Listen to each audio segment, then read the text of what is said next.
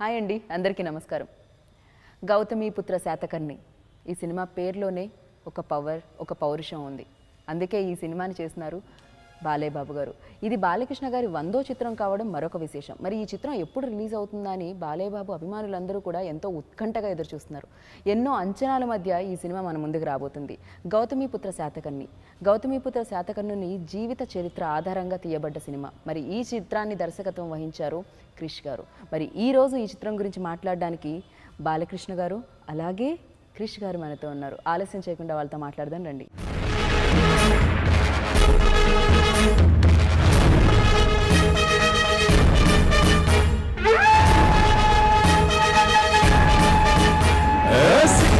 లంఘించని బాలుడు పేరు శాతకర్ణి, సవారి చేసని పేరు శాతకర్ణి. నమస్తే అండి. నమస్తే అండి. మేము చాలా హ్యాపీగా ఉన్నాం. ఫస్ట్ ఆఫ్ ఆల్ కంగ్రాచులేషన్స్ అండి. ఎందుకంటే సూపర్ డూపర్ హిట్ అయిపోయింది ఆల్రెడీ. ఎందుకంటే మా ముందుకి సినిమా రాకపోయినా మాకు అర్థమైపోయింది ఇది సూపర్ డూపర్ హిట్ అని. So thank you so much. First of all thank you so much అండి మీకు. ఎందుకంటే మేము బాబు గారిని ఎలా అయితే చూడాలనుకుంటున్నామో అలా చూపించారు. మాకు గౌతమీపుత్ర శాతకర్ణి ఎలా ఉంటారో తెలియదు, కానీ ఉంటే ఇలానే ఉంటారు అని అనిపించింది నాకు. So thank you so much. First of all చెప్పండి, అసలు ఈ ఆలోచన రావడం ఎక్కడి నుంచి వచ్చింది క్రిష్ గారు? ఇది అది ఒకసారి నేను వెనక్కి వెళ్తే నాకు గూజ్ బంప్స్ వచ్చినాయండి. మీరు ఫస్ట్ చెప్తున్నప్పుడే ఎలా ఉంటాడో తెలియదు గౌతమీపుత్ర శాతకర్ణి అనేది. ఒక కథ ఆ కథకుని ఎన్నుకుంటుందండి. అండ్ నేను చాలా అదృష్టవంతుడు. ఈ కథ ఎవరికైనా ఎన్నుకోవచ్చు, నన్ను ఎన్నుకుంది చూడటానికి. ఒక కథానాయకుని కోరుకుంటానండి, ఆయన మాత్రమే ప్లే చేయాలని. రాస్తున్నప్పుడు నాకు ఏ రూపం, నేను మొదటిసారి పెన్ని పేపర్ మీద పెట్టినప్పుడు నా మనసులో వచ్చిన రూపం బాలకృష్ణ గారిని. నేను ఆడియో ఫంక్షన్లో చెప్పాను, ఆ రాజస్వం ఎలా ఉండాలి, ఆయన కదులుతుంటే ఒక అగ్గి కాగడ రగులుతున్నట్టు ఉండాలని చెప్పాను. నిజంగా ఏదో ఇప్పుడు ఇంటర్వ్యూ కోసం లేకపోతే బాలయ్యబాబు పక్కన కూర్చున్నానని చెప్పడం కాదండి. ఐ వాస్ రియల్లీ అంత ఆ ప్యాగనిజంలోకి వెళ్ళి రాయటం జరిగిందండి. మామూలు వీరుడు కాదు ఇతను. It's an extraordinary military genius అన్నమాట అతను. అట్ ద సేమ్ టైం అతనిలో ఒక గౌతమీపుత్ర శాతకర్ణిని ఒక హ్యూమన్ ఫామ్లో ప్రజెంట్ చేయడానికి ట్రై చేశామండి. అతను ఓన్లీ రాజు, ఓన్లీ కింగ్ ఆఫ్ వారియర్ కాదు. అతనికి అతని తల్లితో ఉన్న అనుబంధం, శాతకర్ణికి వాసిష్ఠితో తన భార్యతో ఉన్న అనుబంధం, తన కొడుకు, తన బాధ్యతలు, ఎథిక్స్, మొరాలిటీస్. కొంచెం ఎక్కువ టైం తీసుకుంటాను అది ఎక్కడ స్టార్ట్ అయింది అనేది. మనం నాగార్జున సాగర్ అని వింటా ఉన్నామండి. అవును, ఆచార్య నాగార్జున యూనివర్సిటీ విన్నామండి. ఆ నాగార్జునుడు ఎవరు మనకు తెలిసినంత వరకు ఒక బౌద్ధ గురువు. బట్ మీరు మన వికీపీడియాలోకి వెళ్ళి ఆచార్య నాగార్జున అని కొడితే గురు ఆఫ్ శాతవాహనాస్ అని ఉంటుంది. ఆయన మనకి చాణక్య చంద్రగుప్తుల్లాగా ఆయన గౌతమీపుత్ర యజ్ఞశ్రీ శాతకర్ణి అని, అది సెకండ్ ఏడీలో మన గౌతమీపుత్ర శాతకర్ణి తర్వాత కొన్ని తరాల తర్వాత రాజు. అవును, ఆయనకి అనేకమైన లేఖలు రాశారండి. సుహృల్ లేఖ అంటారు వాటిని అన్నమాట. ఆచార్య నాగార్జునుడు ఎక్స్ట్రాడినరీ. అప్పుడులో ఎథిక్స్ ఏంటి, మోరల్స్ ఏంటి, ఎలా గైడ్ చేయాలి, ఎలా పరిపాలించాలనేది అదంతా మన దగ్గర ఉంది, కానీ మనం ఎప్పుడు అటువైపు దృష్టి పెట్టలేదండి. గమ్మత్ ఏంటంటే ఆచార్య నాగార్జున యూనివర్సిటీలో ఒక జర్నలిజం మ్యాగజైన్ ఉంటుందండి, దాని పేరు కూడా సుహృల్ లేఖ అని. కానీ ఎంతమంది అసలు ఏం జరిగిందనేది అది మా దగ్గర ఉందండి. అది ఫస్ట్ అది ఆ పుస్తకం కావాల్సి వచ్చినప్పుడు మాకు తెనాలి నుంచి ఒక స్నేహితుడు సాయిమాధవ్ బుర్రా గారికి వస్తే నేను బాలయ్యబాబుకి ఇవ్వటం జరిగిందన్నమాట. It's rare book. అన్నీ మన పక్కనే ఉన్నాయండి, కానీ మనం చూడలేదు. చిన్నప్పుడు మా తాతయ్య గారు జాలముడి రమణయ్య గారు గుంటూరులో పోలీస్ ఆఫీసర్గా ఉండేవారు. మేము అమరావతిలో వెళ్తున్నప్పుడు ఎవరో ఒక మహానుభావుడు అండి, ఎక్కడున్నారో ఆయన, కానీ ఆయన ఎవరో నాకు ఈ కథగా చెప్పారన్నమాట. ఓహో, ఇక్కడి నుంచి ఏలేర్రా, అమరావతి అనేది ఒకప్పుడు గొప్ప రాజధాని. దాని తర్వాత ఇక్కడ ధరణికోటలో వాసిరెడ్డి గారు ఆ జమీందార్, క్రోనలాజికల్లీ ఆయన చెప్పారండి. లేలగా తెలుసు, అప్పటికి మీకు లేదు, ఈ ఆలోచనే లేదు, కథగా తెలుసు అంతే అంతే కథగా. 2011లో స్టార్ట్ అయింది. 11-12లో కృష్ణశాస్త్రి గారు, పరబ్రహ్మ శాస్త్రి గారు వాళ్ళు ఈ నాణ్యాలని ఎస్కవేట్ మన కోటిలింగాల కరీంనగర్లో కొండాపూర్, అవును అక్కడ, అవును సార్, ఇప్పుడు ప్రస్తుత తెలంగాణ మన కరీంనగర్లో ఉందమ్మా. ఆ కాయిన్స్ వచ్చినప్పుడు this the first time I started Satavahana coinage అనేది ఒక చిన్న టైప్ చేస్తే అప్పుడు లాట్ ఆఫ్ ఇన్ఫర్మేషన్ అండి, చాలా ఇన్ఫర్మేషన్ ఉంది. ఇప్పుడు నేను చెప్తే మన ఇంటర్వ్యూ సరిపోదు, ఎందుకంటే సంవత్సరంన్నర ఒక ఐన్స్టీన్ ఒక రిలేటివ్ థియరీని ఎలా అనుకుంటాడో, లేకపోతే ఒక హిస్టారియన్స్ ఎలా అంటాడో కొన్ని వందల ఈక్వేషన్స్ వేసుకొని ఇది రీసెర్చ్ చేసుకొని ఆ కథను రాస్తున్నప్పుడు ప్రతిసారి ఒకే హీరో కదిలేవాడండి. ఈయన కోసం మాత్రమే 100వ చిత్రం కావటమే నా అదృష్టము. ఇది ఇట్స్ గాడ్స్ బ్లెస్సింగ్ బేసికల్లీ.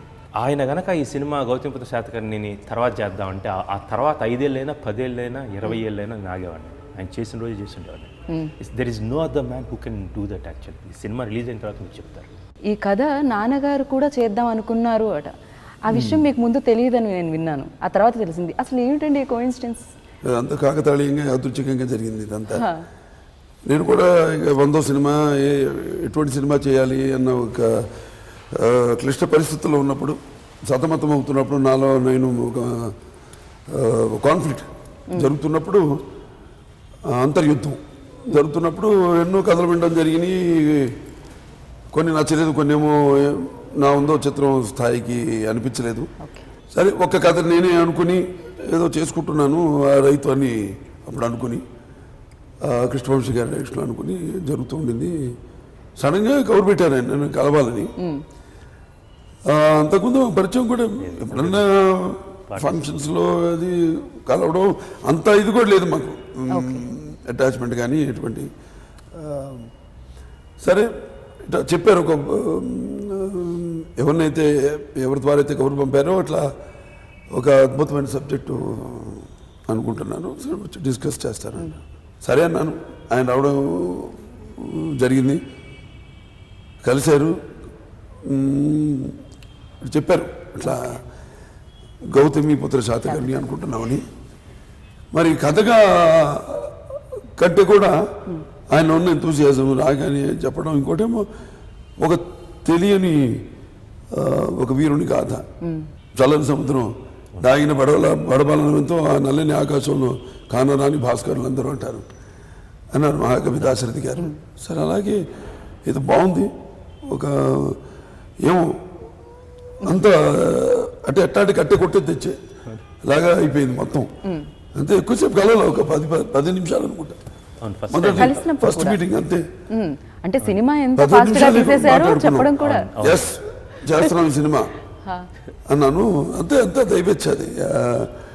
అలాగే అసలు షూటింగ్ కూడా ఇప్పుడు అయిపోయి సినిమా విడుదల రేపు 12 విడుదల అవుతుందంటే కూడా డ్రీమ్ కమ్ ట్రూ. అప్పుడే అయిపోయింది సినిమా. అనగా మొన్న మేము అంటే మొరొక వెళ్ళినట్టో లేకపోతే జార్జియాలో షూట్ చేసి ఇన్ని లొకేషన్స్లో చేసాం. అలాగే మధ్యప్రదేశ్ మహేశ్వర్లో షూటింగ్ చేసాం.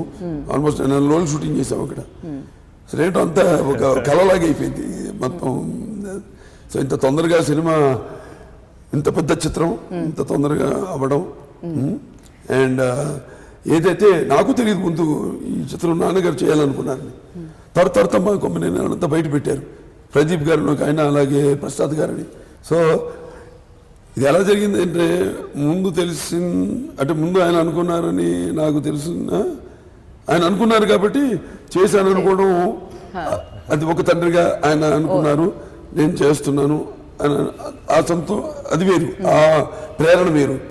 ఇది అలా కాకుండా అంతా ఈయనొచ్చి చెప్పడం, అడగడం, ఆ సినిమా అనుకుంటున్నాను అనడం, నేను అలాగే అనడం, తర్వాత నాకు తెలియడం నాన్నగారి సినిమా చేద్దాం అనుకున్నారని. బ్లెస్సింగ్ అండి. I started believing more. అంతకుముందు నేను నమ్మకాలు ఉండేవి, బట్ ఇది ఒక ముహూర్త బలం కావచ్చు, వాట్స్ గాడ్స్ బ్లెస్సింగ్ అనేది ఈ సినిమాలో నిన్నగాక మొన్న అక్కడ నేను కథ చెప్పినట్టుందండి. Extraordinary journey actually, one of the great years in my life. అంటే అంటారు పరహితము సేవాడేవాడు పరహితముడగు భూత పంచకముకున్, పరహితమే పరమ ధర్మము, పరహితములకు ఎదురు లేదు సర్వేందు ముఖ్య అని. అలాగే అన్ని మొత్తం ఈ సినిమాకి ఒకటి కాదు, పరహితము సేవినప్పుడు పరహితముడగు భూత పంచకముకున్. భూత అంటే పంచభూతాలని, అలాగే అందరు బ్లెస్సింగ్స్, పంచభూతాలు అయితే, అష్టదిక్కులు అయితేనేమి, శాతకర్ణి అయితేనేమి, గౌతమి బాలశ్రీ గారు అయితేనేమి, వాళ్ళందరూ కూడా వాళ్ళు ఎందుకంటే చారిత్రాత్మకంగా వాళ్ళ గురించి మనకు తెలిసింది చాలా తక్కువ. ఎందుకంటే అప్పటికి స్టోరీస్ రావడం, హిస్టరీని వాడు క్రోడీకరించడం, అదంతా అప్పటికి ఇంకా మొదలు కాల క్రీస్తు శకం తర్వాత ఇమ్మీడియట్ ఫస్ట్ సెంచరీ మనకి. సో అప్పటికి ఇంకా హిస్టోరియన్స్ రావడం అదంతా లేదు. కాబట్టి వాళ్ళు కూడా వాళ్ళు ఆవిష్కరించదలుచుకున్నారు. సమయం వచ్చింది ఏంటో అంత అందరి ప్రకృతి కూడా సహకరించి మాకు షూటింగ్ అద్భుతంగా నిరాటంకంగా నిరామంగా ఎటువంటి అడ్డంకులు లేకుండా అండ్ ఫ్యాన్స్ అభిమానం కూడా, ఎందుకంటే మీ 100వ చిత్రం ఇలాంటి చిత్రం అయి ఉండాలి. కరెక్ట్. Definitely. ఎందుకంటే నేను ఎప్పుడు అంటాను మళ్ళీ నేను ఒక యువరత్నంగా పిలువబడుతున్నా, లేకపోతే ఒక నరసింహంగా పిలువబడుతున్నా, అదంతా మా అమ్మగారి ఆశల చలువ, మా నాన్నగారి ఆశీస్సుల చలువ, నా అభిమానుల చలువ అని ఇప్పుడు అంటుంటాను. క్రిష్ గారు ఈ సబ్జెక్ట్ తీసుకొని, అంటే ఈ పాయింట్ తీసుకొని మీ దగ్గరికి వచ్చినప్పుడు అంత దృఢంగా ఎలా నమ్మారు మీరు? ఇంతకుముందు ఆయన అలాంటి సినిమాలు చేయలేదు. అదే సో కదా. మీ 100వ చిత్ర బాధ్యత ఆయనకి ఇచ్చారు మీరు. సో అంత నమ్మకం ఎలా కలిగింది, ఎలా కలిగించారు ఆయన ఆ 10 నిమిషాల్లో? చెప్తారండి. ముందుగా మన ప్రొడ్యూసర్స్ మెచ్చుకోవాలి మనం దానికి. అందులో ఆయన నాన్నగారు కూడా ఉన్నారు, one of the producers Saibaba గారు జాగర్. ఇప్పుడు ఏంటంటే ఆయన చేసిన 5 సినిమాలు ఇంతకుముందు ఇది కాకుండా 5 సినిమాలు, సినిమాకి సంబంధం లేదు. ఒక సినిమాకి సినిమా. నాకు మొదటి నుంచి కూడా కొంచెం అంటే బాగా నాకు సినిమా తప్ప వేరే ప్రపంచం తెలియదు. సరే తర్వాత ఎమ్మెల్యే అయిన తర్వాత అది వేరు. బట్ మాకు ఎప్పుడు నేను నిద్రపోతున్న కలగని సినిమా గురించే, ఇంట్లో ఉన్నా కూడా ఎప్పుడైనా మంచి సినిమాలు చూడడం. అలాగే నాకు స్టీఫెన్ స్పీల్బర్గ్ ఒకడు మా ఫేవరెట్ డైరెక్టర్. అంటే సినిమా సంబంధం లేకుండా ఒక కామెడీ తీశాడు, ఫిక్షన్ తీశాడు, జురాసిక్ పార్క్ అని తీశాడు, ఈటీఎన్ తీశాడు, అలాగే అదేది వరల్డ్ వార్ 2 ఫిల్మ్ ఇటువంటి షిండ్లర్స్ లిస్ట్ దానికి. అలా ఒక్కొక్క సినిమాకి సంబంధం లేకుండా ఎన్నో సినిమాలు చేయడం జరిగింది. ఆయన కూడా అలాగే ఒక సినిమాకి సంబంధం లేకుండా చేయడం. నేను నిజంగా చెప్పాలి, నేను అన్ని సినిమాలు చూడలేదు. ఒక ఆశ కంచె దానికి ముందు వేదం అతడు చూడటం జరిగింది. సరే ఆయన వచ్చి ఏమో అందులో తపనుంది. ఇప్పుడు ఇన్ని సినిమాలు ఒకదానికొకటి సంబంధం లేకుండా ఆయన ఇన్ని సినిమాలు చేశారు. మరి వాళ్ళ ఒక ధైర్యం చేసి తీసే ఒక డైరెక్టరు ఈ సినిమాకి ముఖ్యంగా తెలియని కథ. నేను చెప్పే ఇంతకుముందు ఎవరికి తెలియని కదా. ఇంకోటేమో ఒక డిఫరెంట్ నిర్మాతలు ఉన్నారు. ఆరంభింపరు నీచ మానవులు విజ్ఞాస సంతస్తులై ఆరంభించి పరిచయింతులు విజ్ఞాపతులై మధ్యములు ధీరులు విఘ్న నిహన్యమానులకు దృత్తం సోదాతులై అని ఒక పద్యం ఉంటుంది. దాంట్లో ఏంటంటే జనరల్గా దాని అర్థం ఏంటంటే కొంతమంది ముందుగానే మనకెందుకు ఆ పని, అది చాలా కష్టంతో కూడుకున్న పని, అది మనకు ఎన్నో అడ్డంకులు వస్తాయి అని తప్పించుకుంటాను అసలు ప్రారంభించకుండానే.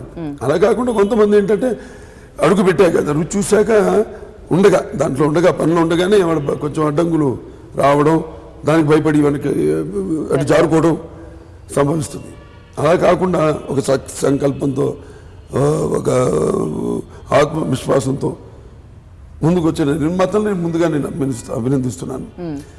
సో తర్వాత ఇక ఆయన వచ్చి చెప్పిన, అంటే నాకు ఎప్పుడు ఎవరు చెప్పినా కూడా ఎంత తక్కువ చెప్పి టు ద పాయింట్, ఏమి సో ఎటువంటి నేను ఓపెన్గా ఆయనలో ఉన్న ఒక ఆవేశం, ఆయన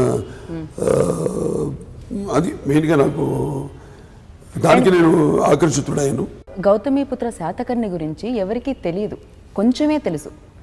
ఒక సినిమా 2.5 గంటలు ఉంటుంది.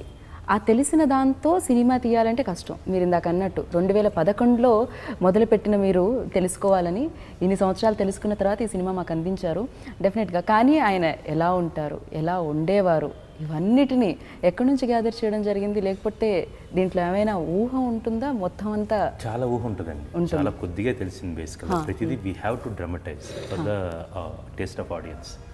రెండోది, ఇది ఎలా ఉంటుందంటే ఒక చరిత్రని కథగా చేయాలంటే ఒక లైన్లో మొత్తం మనకు తెలిసిందంతా ఆ గౌతమి బాలాశ్రీ, తను మదర్ రాజమాత నాసిక్లో శాసనాలు వేయించింది, నానాగట్లో ఆధారం. ఎంత గొప్ప తల్లే చూడండి. బేసికల్గా అతని జన్మనివ్వటమే కాదు, ఇప్పుడు మనం చెప్పుకోవడానికి కారణభూతం కూడా మళ్ళీ ఆమె ఆయన్ని ఎప్పుడు దాకా జీవించుకోవడానికి. షీ యూ లాస్ రియల్లీ వెల్ అన్నమాట. అందులో ఒక్కటి ఫర్ ఎగ్జాంపుల్ ఎక్కడో మనకి ఒక చిన్న తీగ దొరుకుతుంది, రాజసూయ యాగం అని ఆయన చేశారు అని. ఎప్పుడో ద్వాపరయుగంలో ధర్మరాజు రాజసూయం చేశారు. అప్పుడు శ్రీకృష్ణుడికి అగ్రపూజ చేయటం, శిశుపాల వధ జరగటం. సో రాజసూయం అనగానే ఆ కైండ్ ఆఫ్ ఊహల్లోకి వెళ్ళి మనం అప్పుడు జరిగింది కాబట్టి వీళ్ళు ఎలా చేస్తుంటారు, అక్కడ what drama we can get when you're reading entire Satavahana dynasties history. Gautamiputra Satakarni దగ్గర నుంచి తల్లి పేరు పెట్టుకోవటం స్టార్ట్ అవుతుంది. సో అంతకుముందు ఉన్నారా లేరా అనేది కథకు అప్రస్తుతం. సో ఫస్ట్ ఈయనే పెట్టుకోవడం జరిగింది. సో ఇక్కడ నుంచి గౌతమిపుత్ర శాతకర్ణి అంటే గౌతమిపుత్ర తన తల్లి పేరు తీసుకోవటమే. ఎవరికి తల్లి పేరు పెట్టుకున్నారంటే అది documentary. How you dramatise that. తల్లి పేరుని తీసుకోవాల్సిన పరిస్థితులు ఏంటి, ఎలా తీసుకున్నారు, ఆయన ఏ పరిస్థితుల్లో తీసుకున్నారు. సో మాకు చిన్న లైన్ దొరికింది. ఫర్ ఎగ్జాంపుల్ నేను రీసెర్చ్ చేస్తుందని చెప్తున్నానండి, మన ఇన్ఫర్మేషన్ ఇక్కడ తక్కువ ఉందండి. బట్ వెన్ యూ రియల్లీ నాకు ఆడియో ఫంక్షన్లో కొంచెం నేను ఎక్సైట్ అయ్యండి చివరిలో. ద సోల్ రీజన్ ఈజ్ నాకు నిజంగా బాగా ఇక్కడ నేను రీసెర్చ్లోకి వెళ్తే మనం గూగుల్లో ఎవరు లేరని చాలామంది అంటారండి. But you have to go to Google books. Google బుక్స్లో కొడితే మహారాష్ట్ర స్టేట్ గెజెట్లో దాదాపు 100 పేజీల పైగా స్టేట్ గెజెట్ గురించి ఉందండి. ఎందుకంటే ఇప్పుడు మనకి సారీ ఫర్ ఏంటంటే మనకి చరిత్ర గురించి తెలుసుకోవాలంటే కూడా మెడ్రాస్ మీరు ఓరియంటల్ లైబ్రరీ ఉంది. అక్కడ లార్డ్ మెకెన్జీ అతనే మన వాళ్ళకంటే కూడా ఎక్కువ ఆయన సేకరించిన ఇన్ఫర్మేషన్, ఈ శాసనాలు ఏంటి అయ్యేంటి ఆయన చాలా రీసెర్చ్ చేసి ఆయన ఇప్పుడు జరిగిన ఇన్సిడెంట్స్ అన్ని ఒక్కొక్క డిఫరెంట్ డైనాసిటీస్, డిఫరెంట్ కింగ్స్ ఆయన కూడా అక్కడ ఉన్నాయి. మన దగ్గరికి కూడా అక్కడ ఉన్నాయి. అంటే వాళ్ళని మైక్రో ఫిల్మ్స్ చేసి వాళ్ళు అక్కడ ప్రిజర్వ్ చేశారు.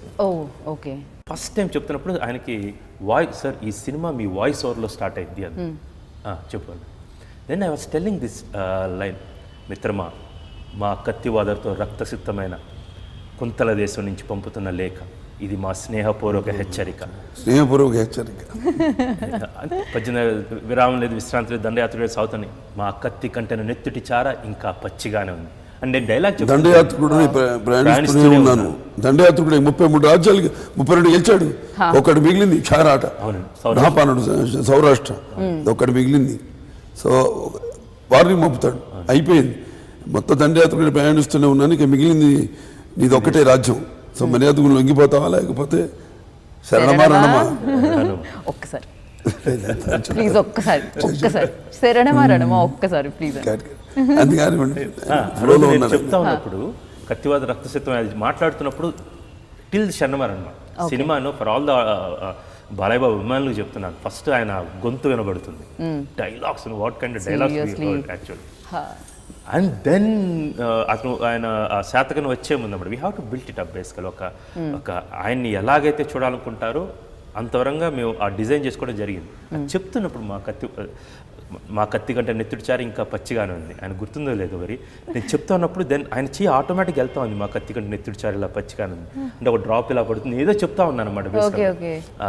తీసింది ఇది ఆయన చెయ్యి ఇట్లా వెళ్తా ఉంది, నేను చూశాను, అప్పుడు అర్థమైపోయింది అన్నమాట. ఫస్ట్ 5 minutes ఉంటుంది అన్నమాట టెల్లింగ్. 99 సినిమాలు అక్కడ ఆయన కట్ చెబుతున్నాడు, ఇట్లా లింగ్ వచ్చేసామాట, ఇది చేస్తాను sir. Then I got his attention అప్పటి నుంచి.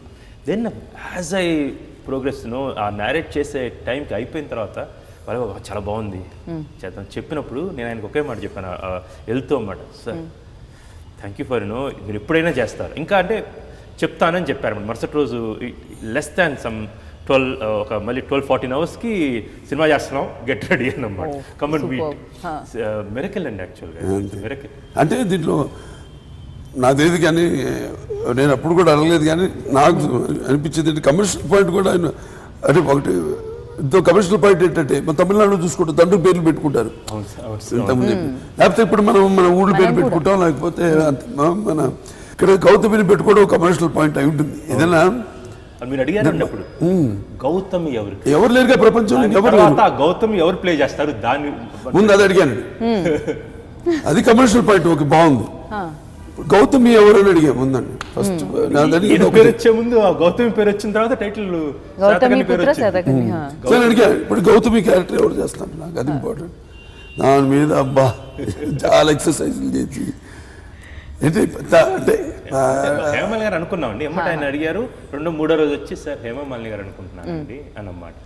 చాలా బాగుంటుంది క్రిష్, దొరికితే అప్పుడు ఆ నిండుతనం వచ్చింది అన్నారు, ఎగ్జాక్ట్ వర్డ్ వాడారు అన్నమాట. దొరికితే కాదు అవును నిజంగా నాకు ఒక క్యారెక్టర్ ఒక కథని ఎవరు వినిపిస్తే చెప్తున్నప్పుడే ఆర్టిస్టులు కూడా కళ్ళ ముందు మెదులుతూ ఉంటారు, నా మైండ్లో మెదులుతూ ఉంటారు వాళ్ళు. అసలు నాకు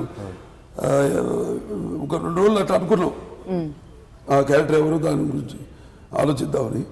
ఎవరు రాలా నా మైండ్లోకి. అండ్ ఆయన రావడం హేమల్లి గారు అయితే బాగుంటుంది అనడం. అంటే ముందు ఆయన ఎక్స్ప్రెషన్ నాకు ఒక ఏంటి నిజంగా చెప్తున్నాను అంటే ఆవిడ దొరకదు అన్నట్టు ఒకటి ఒక ఉంది క్వశ్చన్ మార్క్. అంటే ముందు అంటే ఇక్కడ వచ్చామని చెప్పాను కదండి, you be very straight and he is very honest man. అంటే మీరు అడగడంలో నాకు ఒక ఆవిడ దొరకదు అన్నట్టు కూడా చెప్పి కూడా తెలిసింది, కనిపించింది నాకు అందులో. కమానికి అనుకున్నాను కదా, కరెక్ట్ పర్ఫెక్ట్ ఆవిడ. ఇక నాకు మైండ్లో ఎవరు మెదలలేదు ఈ 2-3 రోజులు, ఎవరు రాలన్నమ్మా నా మస్తిష్కంలో కూడా. వీల్ ట్రై, ఇంకా ట్రై చేద్దాం. ఇంకా ట్రై అని అంటే నా దృష్టి ఆవిడ లేకపోతే సినిమా లేదు డెఫినెట్గా. ఇంకా ట్రై చేసిన ఎవరు లేదు అంటే బట్ ఆవిడ దొరికింది కదా, అంతా చెప్పాక సినిమా చిత్రానికి అంత విచిత్రంగా at the same time Vasishthi అండి. శ్రియ హ్యావ్ టు సీ ఇప్పుడు దాకా చూసిన శ్రియ ఒక ఎత్తు, అంటే వీళ్ళిద్దరి మధ్య హేమమాలిని గారు తన అత్తగారు గౌతమి, శాతకర్ణిగా బాలకృష్ణ గారు, వీళ్ళిద్దరి మధ్య ఉండే ఒక లేత ఒక వాసిష్ఠి అన్నమాట. భర్తతోటి అత్తతోటి రాజ్యం పిల్లలు, ఎక్స్ట్రాడినరీ పర్ఫార్మెన్స్ అండి. సంథింగ్ అది పూనింది అంతే. అండ్ అలాగే సంగీతం అండి, అంటే ఎంత అద్భుతంగా ఉందంటే బ్యాక్గ్రౌండ్ స్కోర్ ట్రైలర్లో మేము జస్ట్ కొంచెం చూసినట్టే, కానీ అప్పుడే గూస్ బంప్స్ వస్తున్నాయంటే అంత అద్భుతంగా ఇచ్చారు. సో ఆయన గురించి చెప్పండి బాలయ్యబాబు గారు. నాకు చాలా తక్కువ అండి, ఒకసారి కలిసాను నేను. కలిసినప్పుడు ఒకటి తెలిసింది ఆ ఫ్యామిలీ వాళ్ళది. ఇప్పుడు ఎలాగో అన్ని కలిసి సినిమాలో ఆయన బైజు బాబురావు తీశారు వాడు తాతగారు, దాని తర్వాత శ్రీరామరాజ్యం తీశారు ఆయన. చూడండి ఆయన తాత తీసిన శ్రీరామరాజ్యం, నేను తెలుగులో శ్రీరామరాజ్యం చేయడం ఇవన్నీ. But first I have to give 100% I have to say thanks to Balakrishna గారండి. మామూలుగా ఎలా ఉంటుందంటే ఒక నమ్మితే ఎలా ఉంటుంది అనేది, మీరు ఎక్కిమీడ అనే పాట ఉందండి, మీరు నమ్మాలి. రేపు షూటింగ్ ఈరోజు నైట్ నేను పంపించాను సార్కి. సార్ భయపడుతూ ఉన్నాం అన్నమాట ఫస్ట్ టైం సాంగ్ చేస్తున్నప్పుడు. హీరోకి జనరల్గా ఎలా ఉంటుంది, 1 నెల ముందు పంపించాలి, ఇక్కడ ఇన్స్ట్రుమెంట్ బాగాలేదు, అక్కడ అది వాయిస్ బాగాలేదు, ఇక్కడ ఇది మార్చు, ఇక్కడ అది మార్చు. ఆయన పంపించినప్పుడు అంటే how much confidence as in me as a director, ఆయన అంటే ఎంత ఫ్రీడమ్ అనేది. ఎక్కడ ఫస్ట్ వచ్చినప్పుడు ఆ పాట ఆయన సెట్కి వచ్చినప్పుడు వినలేదు కూడా, మొత్తం రెడీ అయ్యారు, మొత్తం ఉన్నారు అక్కడ. ఒక చాలా ఎద్దుల బండిలో వెళ్తూ ఉంటుంది, రాజు మారువేషం వేసుకుని వెళ్తూ ఉంటాడు. కూర్చొని అక్కడ ఉంటే ఈయన వచ్చారు, కూర్చున్నారు, మేకప్ వేసుకుని వచ్చారు. మరి చిన్నపిల్లవాడు అయిపోతాం, మరి ఫస్ట్ సినిమా చేస్తున్నట్టు ఉంటుందండి ఆయనతో వర్క్ చేస్తున్నప్పుడు. ఇలా వచ్చి మా పని మేము బృందామేశ్వరం మేము పెట్టుకుని ఒక కెమెరా పెట్టుకున్నాం, ఆ బ్యాక్గ్రౌండ్ అంతా సెట్ చేసుకుంటున్నాం. బాలయ్య గారు వచ్చారు, we can't make him wait long, base energy everything we have to capture it on screen. Sir ఒక్కసారి మనం విందాం సాంగ్ అని చెప్పి సాంగ్ వేస్తా ఉన్నాం, పరిగెత్తుకుంటూ ఆయన అసిస్టెంట్ వచ్చారు, సార్ సాంగ్ కట్ చేద్దన్నారు, సార్ వింటారంట నగరాలు ప్లే చేస్తారు. అంటే వెళ్ళి నేను మొత్తం పాట అయిపోయిన తర్వాత నేను కొంచెం కంగారు పడ్డాను. అమ్మాయి great, that big star, super star. ఆయన వెళ్ళి ఇంత సెట్లోకి వచ్చి పాట అంటాం ఏంటండి బేసికల్గా వెళ్ళాను. ఎందుకంటే నా తప్పు, నేను చాలా లేట్గా రాత్రి పంపించాను. సార్ క్షమించాలి, చాలా లేట్గా వచ్చింది, ఇది final version, I want Udit Narayana and Shreya వాళ్ళ వర్షన్ ఏదంటే సూపర్ ఉంది క్రిష్, సాంగ్ చాలా బాగుంది, ఎంత పదాలు కానీ అది కానీ. ఎవరు శాస్త్రి గారేనా? Kind of confidence, the kind ఆ విన్ను తట్టింది చూడండి, అదే అనొచ్చు. 2-3 రోజులు ముందు పంపించవచ్చు కదా అనొచ్చండి. దెన్ వచ్చి నా లిరిక్ పేపర్ పంపించు అని, దెన్ లిరిక్ పేపర్ మొత్తం చూసుకొని ఎక్కిమీడ ఏం వాడారు. ఎక్కిమీడ అంటే పాత రోజుల్లో అండి, మహారాజా రాజా అని అర్థం అన్నమాట. మీ ఆలోచనలన్నీ కార్యరూపం దాల్చి నిజంగా చక్కగా మా ముందుకు రావాలని మనస్ఫూర్తిగా కోరుకుంటున్నాను. అండ్ ఈ అవకాశం నాకు ఈరోజు వచ్చిన నేను ఇందాక చెప్పాను అదృష్టంగా భావిస్తున్నానని. Thank you so much. And మీకు ముందుగా గౌతమిపుత్ర శాతకర్ణి సంక్రాంతి శుభాకాంక్షలు. సో మాకు సంక్రాంతి ఇలా వచ్చింది కాబట్టి పండగ, 2 పండగలు, ఇదైతే గౌతమిపుత్ర శాతకర్ణి ఒకటి, సంక్రాంతి ఒకటి, అండ్ అందులో ఉగాది కూడా చూడబోతున్నాం కాబట్టి. సో మీకు కూడా సంక్రాంతి శుభాకాంక్షలు. So thank you so much.